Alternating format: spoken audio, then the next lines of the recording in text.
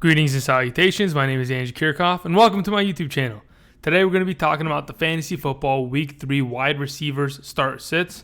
I'm basically going to be going over my top 36 wide receivers of Week 3 of the regular season, while also giving you my 4 starts and 4 sits at the wide receiver position. Now, before we begin, I got a couple things to say. Number one, I want to thank all of you who continue to subscribe to my YouTube channel. Yes, I will get to your comments. Now, I got home just about, an hour or two ago before I set all this up, and I had something to eat, was able to relax for a little bit, and I saw that I had about 300 questions sitting there.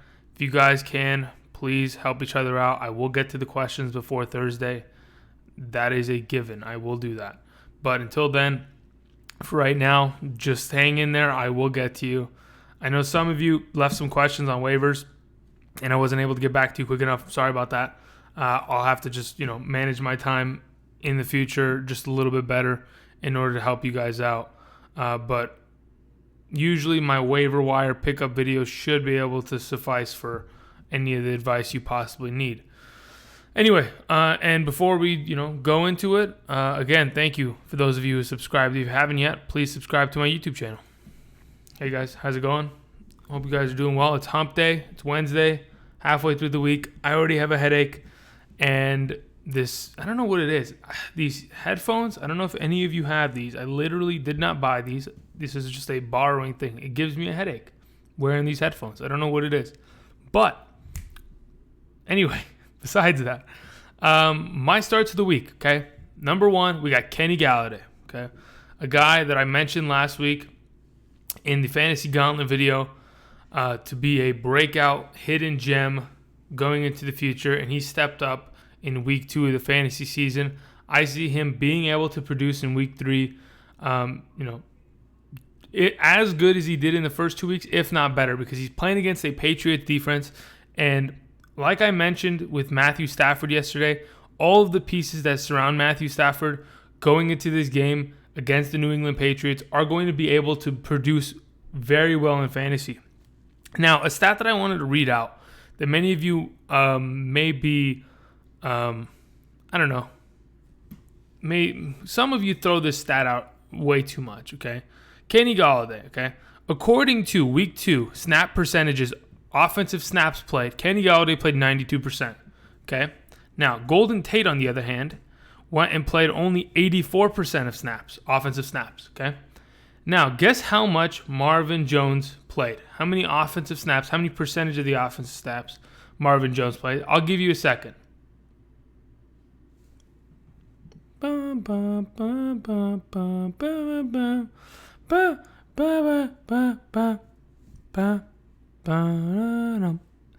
answer is 100%. Marvin Jones played 100% of the offensive snaps for the Lions. Okay? So, for those of you out there saying, oh, Kenny Golladay is getting more snaps, he is, but it's not over Marvin Jones. It's over Golden Tate, which is, I guess Golden Tate being that slot receiver, he's going to lose opportunities here and there. Kenny Golladay this week, I like his opportunity, having played, more snaps than Golden Tate.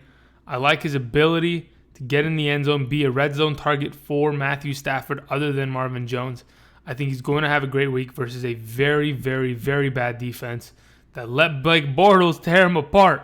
I think Kenny Golladay is a must-start coming into the week 3 of the regular season. Okay, other than Kenny Golladay, okay, Juju Smith-Schuster, this is his second appearance on the start and sits this season. This is a back-to-back week. Last week, I told you guys to start Juju Smith-Schuster. He did not disappoint. I'm telling you again, against the Tampa Bay Buccaneers in a game that I predict to be a shootout, I think that the Pittsburgh defense and the Tampa Bay defense, they're not going to be able to do much. It's going to be Ben Roethlisberger versus the Beard, Ryan Fitzmagic. And I think the potential of Juju Smith is there. He's acting upon opportunity because of the absence of Le'Veon Bell. Juju Smith is being asked to do more within this offense. I think he had 13 receptions last week. What an insane boost of opportunity and way to act upon it for fantasy owners. Juju Smith is a must-start here on going forward. I'm telling you, he's going to continue to be on this must-start list.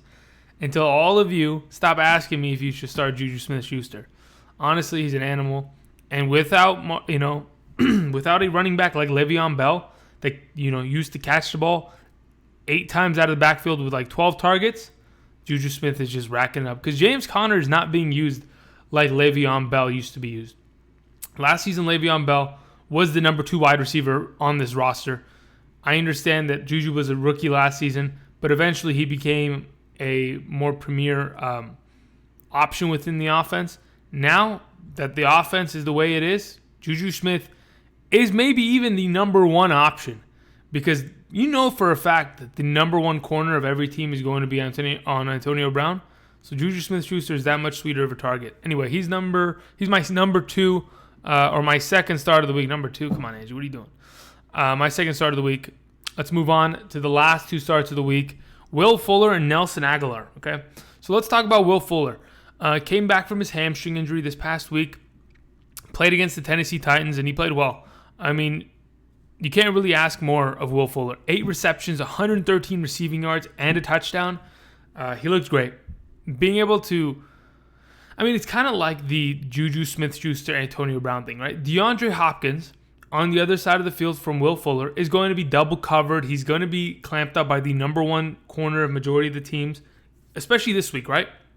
Going into the matchup, if I'm not mistaken, the Texans play... I am mistaken.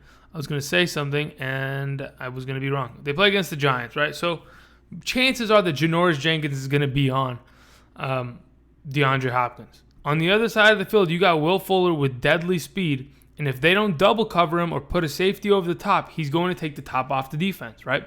The way I see it, Will Fuller, if he's healthy and he's ready to play, is going to be a great target, because the entire time that Deshaun Watson was healthy last season, Will Fuller was the go-to when it comes to touchdowns and deep bombs. I think there's going to be many opportunities for him to succeed throughout the season, and I like him this week in the matchup against the Giants, right? They're playing the Giants, right? Did I not see this right? No, they're playing the Giants. Great. And it's at Houston, so fire him up, people. Will Fuller, I like him this week.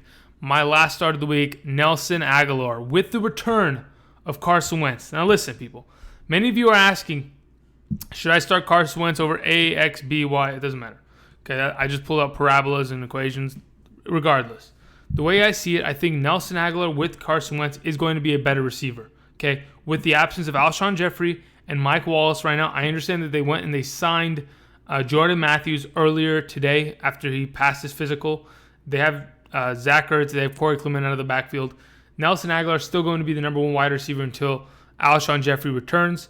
I like him this week in the matchup against the Indianapolis Colts secondary. Now, for those of you who asked, should I start Carson Wentz? Listen, I don't know what kind of health or shape he's in next week after I get a good understanding, because I don't want to tell you to start a guy that I'm not personally comfortable with. I understand he got the okay from the trainers and the league to go ahead and play. I'm just not going to tell you to go and start a guy that is coming off of what?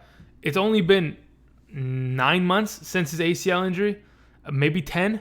I'm not going to go tell you to start a guy that potentially is not 100% healthy. I don't know. I'm just saying I'd rather, divert from the risk of it. That's why I didn't suggest it in my quarterbacks video. Either way, I like Nelson Agholor this week. I think he's an absolute start.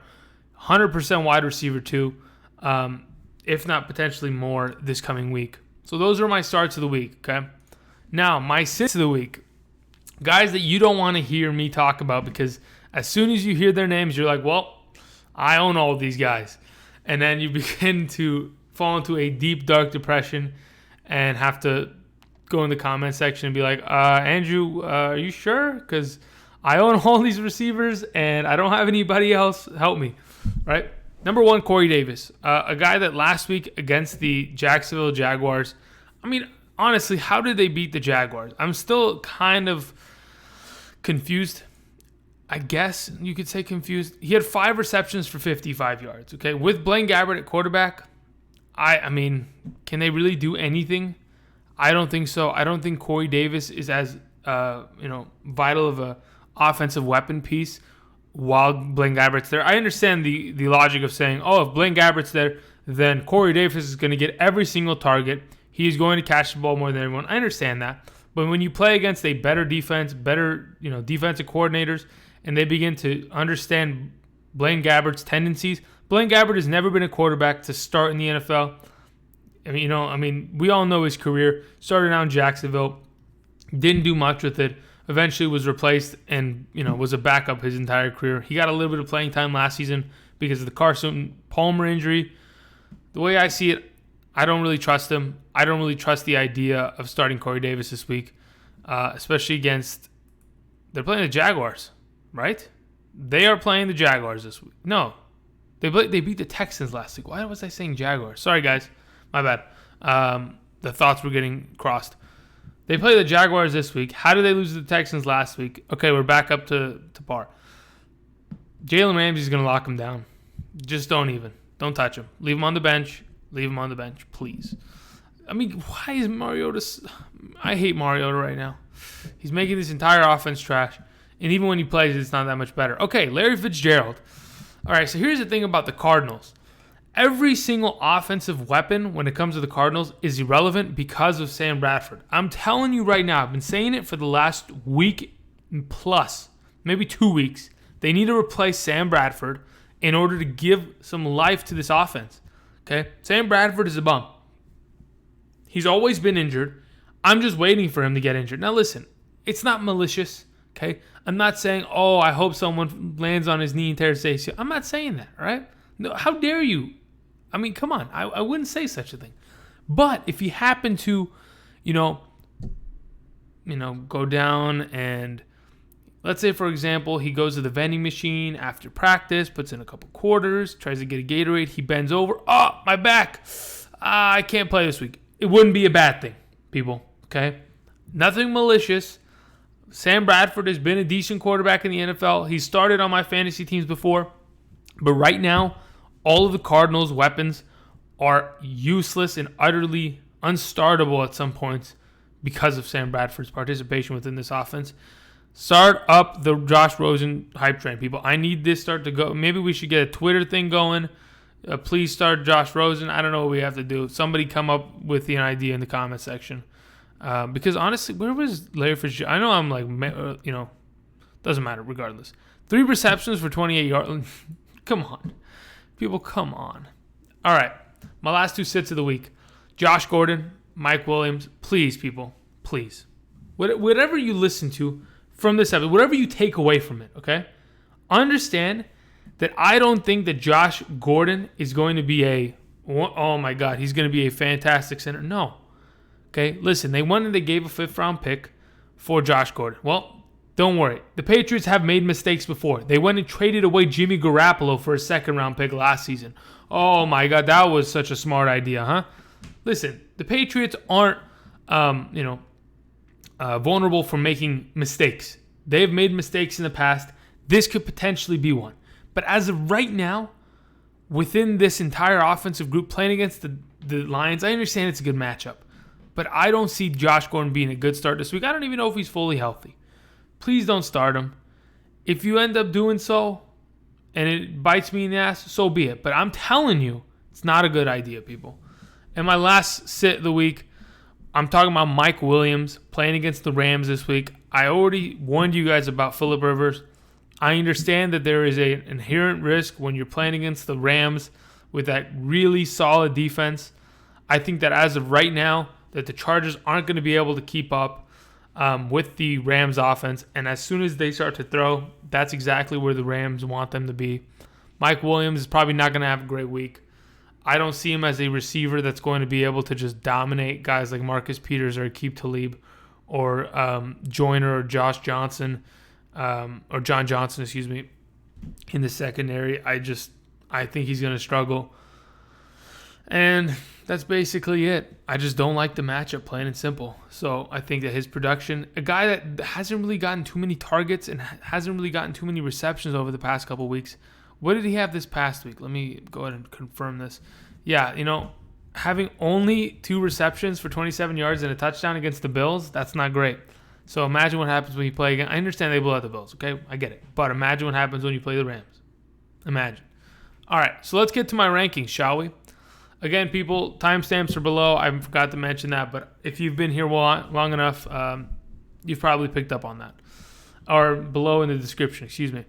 All right, so let's begin. It's pretty simple, pretty straightforward.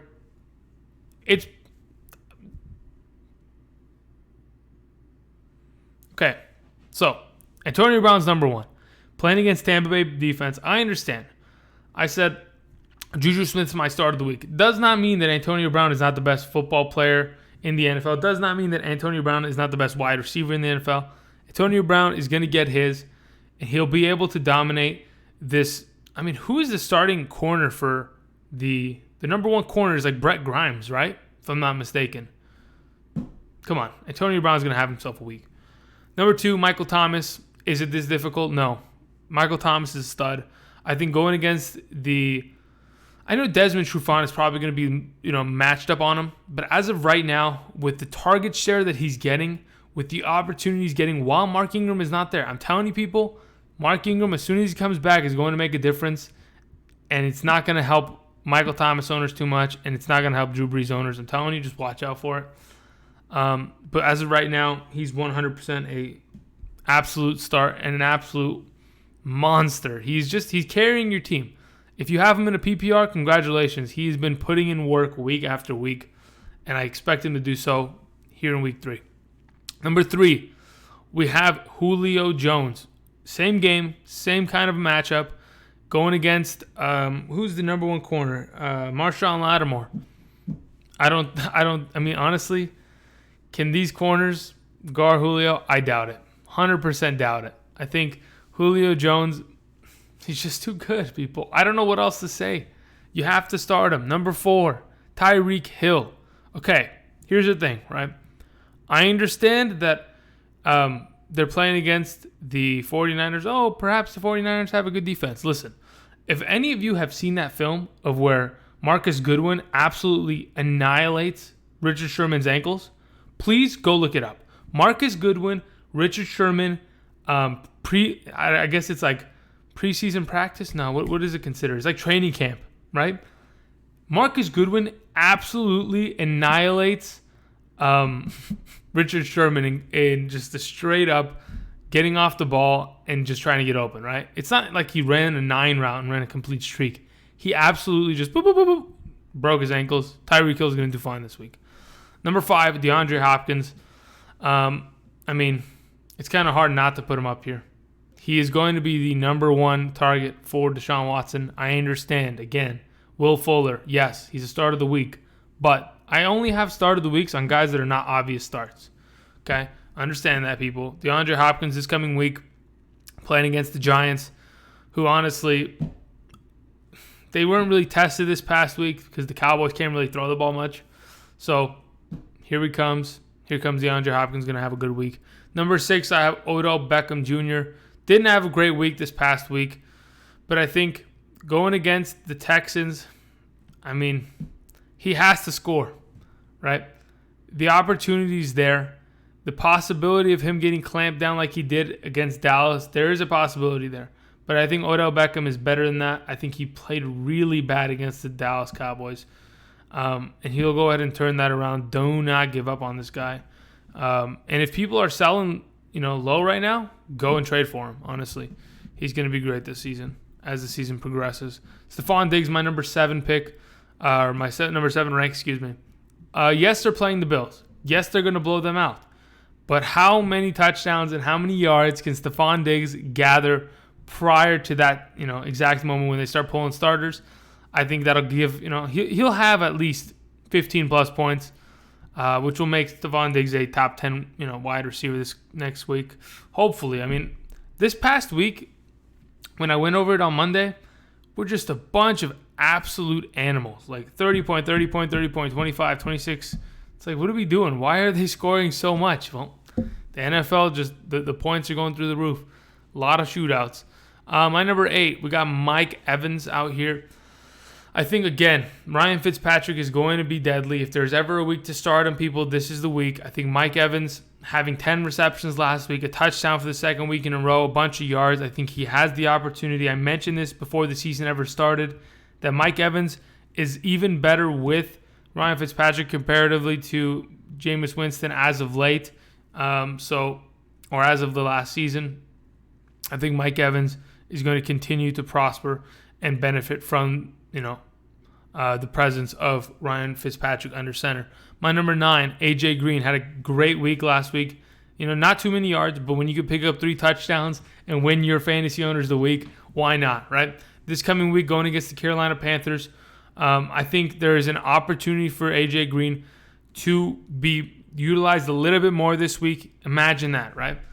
No more Joe Mixon. Yes, they have Giovanni Bernard, who has been good in the past when he is the only starting, there's a stat I saw. I swear I mentioned this last week.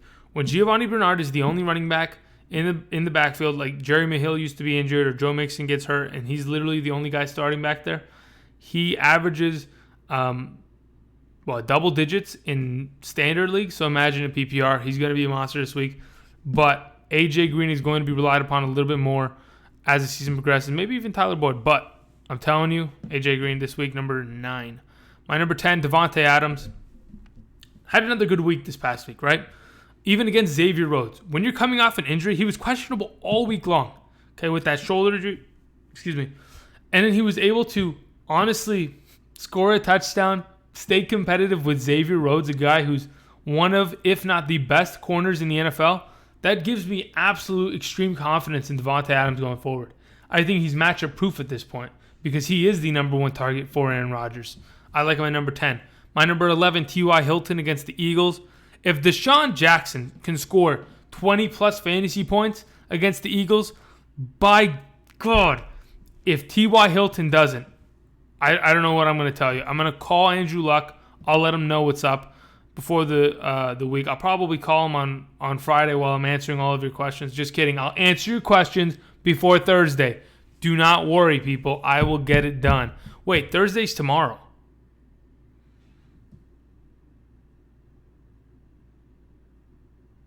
Anyway, we're going to keep going. Golden Tate, number 12. Imagine that, right? Talking about Kenny Golladay. Yeah, I like Golden Tate a lot this week. I think against the defense of the Patriots, I think he has an opportunity to honestly have a good week. Last week he had a great week, right? And there was a play in the fourth quarter in which he had like a 60-yard reception. It probably boosted his fantasy points a little bit more than he should have had, but I don't care. I think Golden Tate with his opportunity, yes, he hasn't gotten as many snaps as Golladay or Marvin Jones, but Golden Tate is still the number 1 receiver on this team, in my opinion, when it comes to targets and reception. I mean, he hasn't statistically proven it, but hold on, let me find this real quick. I'm very curious, actually, myself. But before I come back to that, let's go to Adam Thielen, right? A guy that earlier this week, I said he has to be a start every week going forward. I think with the opportunity that he gets, the amount of receptions he honestly gets, comparatively, he even gets more receptions than Stephon Diggs. Stephon Diggs just gets the touchdowns, right? Comparatively, Adam Thielen is going to continue to be a monster. I think his potential is up there. He can be a top 12 wide receiver this season, especially with Kirk Cousins helping him out. I think this week against the Bills has an opportunity to be great. I just feel like Stephon Diggs is really that guy that gets the touchdowns, and it's going to hurt him a little bit here and there. Okay, just listen to this stat. We're back to Golden Tate. In the past 2 weeks, okay, Golden Tate has had 28 targets, okay, and only 14 receptions. So somebody tell me what the heck is going on. How do you have 28 targets and only 14 receptions? Golden Tate's a bum. All right, I'm just kidding. But all things considered, he could have played better this week. I mean, he could have played better the last 2 weeks. In week 1, he had 15 targets and 7 receptions and still had 18 fantasy points. Anyway, we're moving on. We're going to move on. Okay, I talked about Adam Thielen. We're talking about Keenan Allen. Okay, Keenan Allen usually is a top 5 guy for me, right? I think that he is a top 5 wide receiver in the NFL, okay? But here's the thing. They're playing against a tough defense, and they're going to be pressured up the middle from those 2 defensive tackle all-pro monsters, and they have a good secondary, the Rams. So I think that because of the fact that, there's a little bit of questionable health issues with Melvin Gordon, I think with the opportunity of Mike Williams getting locked down, Keenan Allen being the only option. He still is fantasy relevant to a point, but the issue is he fantasy relevant enough to be a start? I think right now he's a high-end wide receiver 2 going into week 2. So just take that as you will. Number 15, Juju Smith-Schuster. You've heard me talk about him. These past 2 weeks, he's been an absolute monster. I mean, I can't say any more than that. Like, let me go pull up some stats real quick while we're here. Okay, listen to these stats. Oh, my God. He had 19 targets last week. 19! He had 19 targets, 13 receptions, 121 receiving yards, and a touchdown. He had 19 targets, people. 19 targets. He had 19 targets. What?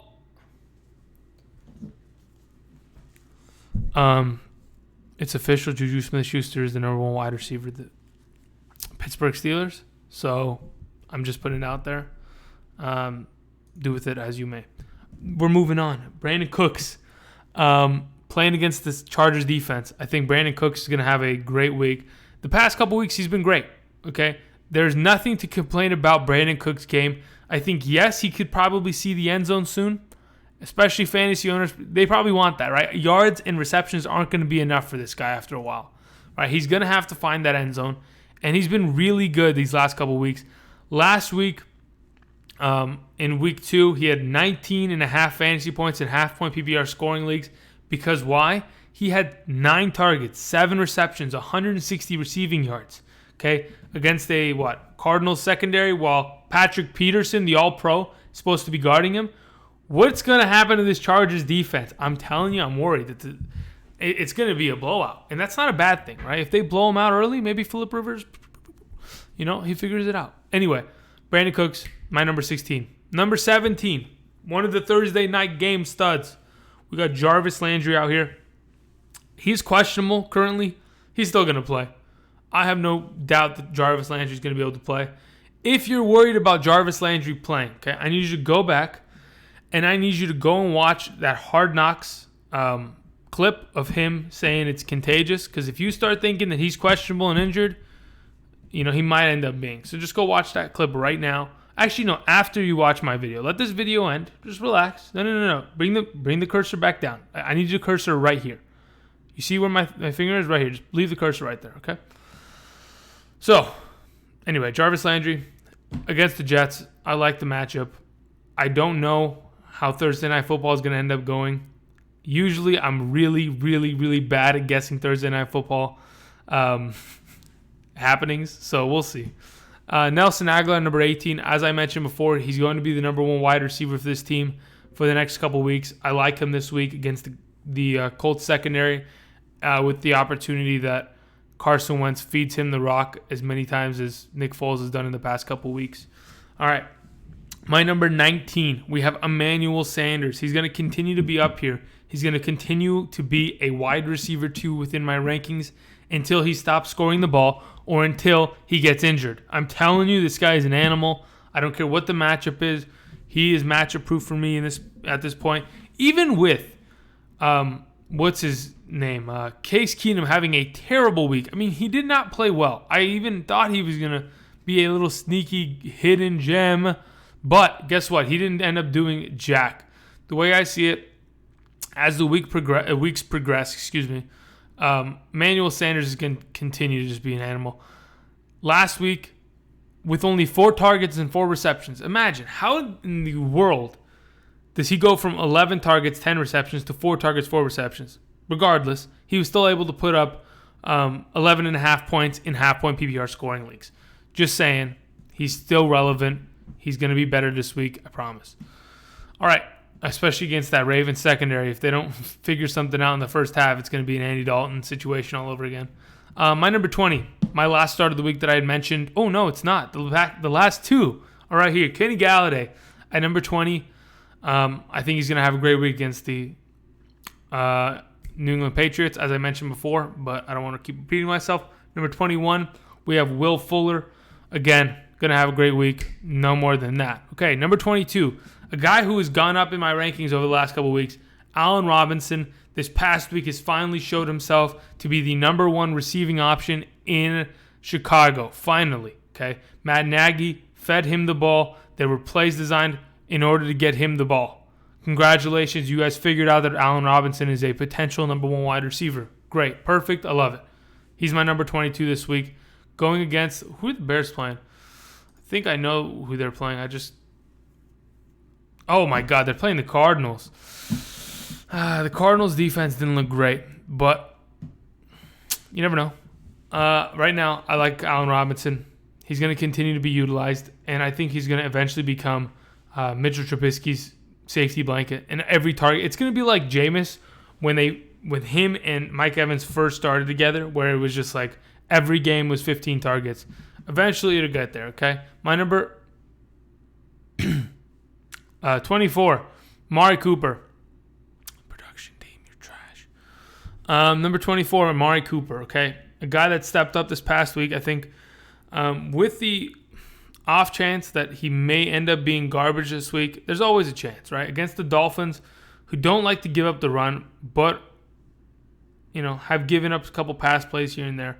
The secondary isn't the sharpest. I think Amari Cooper has potential to be a wide receiver 2 this week. I have him as a low-end wide receiver 2 in order to keep you guys a little bit safer. But otherwise, hopefully Derek Carr will continue to find him within the offense in order to give him some fantasy value, man. He's good enough. He just needs the ball. He needs more opportunities.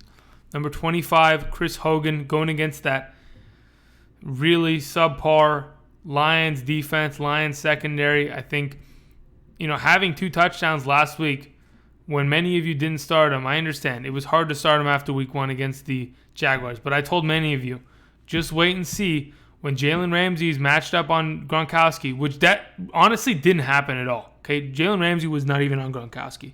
That was just a bunch of smack talking, and they changed it up on them, right? They gave the Patriots a little bit of that switcheroo. Chris Hogan still ended up with 2 touchdowns on 3 receptions. I think he is a wide receiver target that Tom Brady trusts. Just got to give him the ball more. If he can get some more targets, maybe gets 6 targets a game, that would be helpful. Maybe if he gets 7 receptions a game, maybe 12 targets, that would be extremely helpful. But I can just, I can wish. Demaryius Thomas, number 26.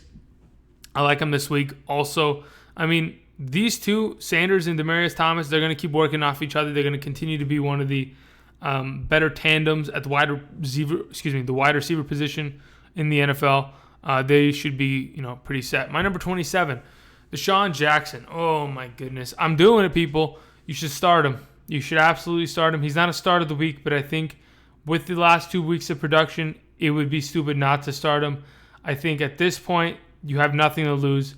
If you have Deshaun Jackson on your team and you haven't started him the past 2 weeks, you've lost the past 2 weeks. You're 0-2. You have nothing to lose except for this week's game, but that's not a big deal, is it? You'll be fine, okay? Start Deshaun Jackson. Number 28, Quincy Enunwa, a guy that I think is going to continue to be the number 1 target in New York for the Jets. He is a wide receiver start for me at the probably wide receiver 3 flex position, especially in PPR leagues. I like him this week against the Browns. I understand the Browns can clamp up, but if he is the main wide receiver within that wide receiver target share from Sam Darnold, I think he's going to be fine. Number 29, Kenny Stills. Many of you have probably given up on Kenny Stills, right? You don't remember the 24-point week that he had in week 1. You only remember, it's a recency bias. You think, what have you done for me lately? And that's what you're thinking about Kenny Stills. You thought, he didn't do much this past week. Bench him, right?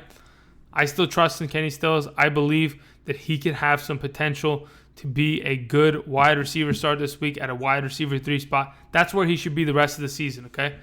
Wide receiver 3, and nothing more, nothing less. So you don't have to put too much risk into him if he doesn't end up performing. Number 30, Devin Funchess, a guy who's going to continue to go up as the weeks progress. Hopefully Cam Newton will, with the absence of Greg Olsen, start to share the ball a little bit more like he did this past week. But it'll just continue to open up opportunities for Devin Funchess to solidify himself as the number 1 here. DJ Moore eventually is going to get there. I'm telling you, DJ Moore is a more talented wide receiver than Funchess, but it's going to take some good time, and take a while for him to get there. My number 31, Sammy Watkins. I mean, you got to play him. If he's a part of a Patrick Mahomes offense, he should be your wide receiver 3. Throw him in there, maybe as a flex in a PPR. Throw him in there. Fire him up. Let's go. Number 32, Robert Woods, playing against that Chargers defense. I mean, I love all of the Chiefs receivers, the Pittsburgh receivers, the Rams receivers this week. These are guys that you should be firing up. Robert Woods, my 32. Tyler Lockett, 33. Probably should be higher with his performance from Monday. Probably should be higher, in my opinion. But the way I was thinking, right? What the Cowboys were able to do to Odell Beckham and make him absolutely worthless and bring that blitz that they did against Eli. Yes, Russell Wilson can move with his legs and end up, finding someone open. But I think Tyler Lockett's not going to be that great this week. I think he'll be a wide receiver 3-esque value range. My number 34, Cooper Kupp, again, another Rams receiver that I like. He's been good the past 2 weeks. He's sneaky good, people. Do not sleep on Cooper Kupp. Keep him on your bench. Do not trade him away. He's going to continue to progress this season. Imagine this. Week 1, 9 targets. Week 2, 6 targets, right? But in week 2, he caught every single ball, 6 for 6, 63 yards. As they continue to use this motion jet sweep option that they like to fucking run. Excuse me for my language. I don't know how it got out there. I didn't say anything. He's going to get some running yards. He's going to get some more, opportunity and stats that way also. I'm telling you, this past week, Cooper Kupp could have scored 2 touchdowns, but the blocking schemes just fell apart. Number 35, Keelan Cole. Throw him out there. Hopefully the Jaguars learned to throw the ball more, and Keelan Cole will continue to be the number 1 wide receiver. My last guy, number 36, Randall Cobb. I mean, as long as you're a part of the Aaron Rodgers offense, you're going to be valuable, and I like him this week. Thank you, everybody, for watching. This was a 37-minute video. I didn't expect it to take that long, but I blame Deshaun Jackson, okay? If anything bad happens to your fantasy team this weekend, just blame Deshaun Jackson, okay? It's not a big deal. It's his fault anyway, okay? He's turned the league into a fiesta of, maximum proportions. Thank you, everybody, for watching.